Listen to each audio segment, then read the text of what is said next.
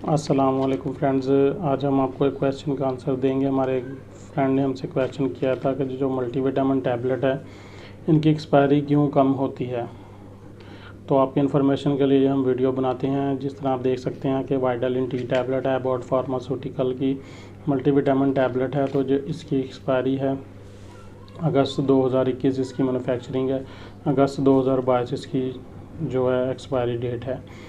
तो इसकी एक्सपायरी कम होने की वजह यह है कि इसमें ये आप देख सकते हैं इसमें मुख्तलिफ़ किस्म के बहुत ज़्यादा इंग्रेडिएंट पाए जाते हैं। जिस तरह से इसमें मौजूद है vitamin A, D, E, C, folic acid, B1, B2, B6, B12 और निकोटिनामाइड। तो अगर ये सिंगल मेडिसिन या सिंगल साल्ट मौजूद हो जैसे पैरास्टामोल है तो उसकी एक्सपायरी आप एक ज़्यादा इसलिए होती है कि उन्हें पता है कि सिंगल साल्ट मौजूद है और उस पैरास्टामोल जो साल्ट है उसकी एक्सपायरी इतनी है, तो वो एक्सपायरी मेंशन कर देते हैं कि वो क्योंकि वो सिंगल साल्ट है या अकेला साल्ट है। अब इसमें देखें आप कितने सारे विटामिन मौजूद हैं, विटामिन ए, डी, ई, सी। अब हर जो विटामिन है उसकी एक्सपायरी अलहदा होती है, किसी की कम होती है, किसी की ज़्यादा होती है।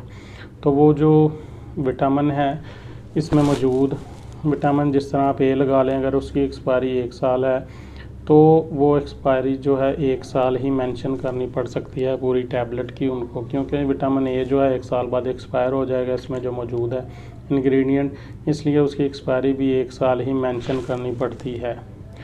चाहे इसमें किसी और इंग्रेडिएंट की जो एक्सपायरी है वो 2 साल भी हो, लेकिन वो 1 साल वाला भी तो इसमें मौजूद है, इसलिए इसकी एक्सपायरी इतनी कम होती है।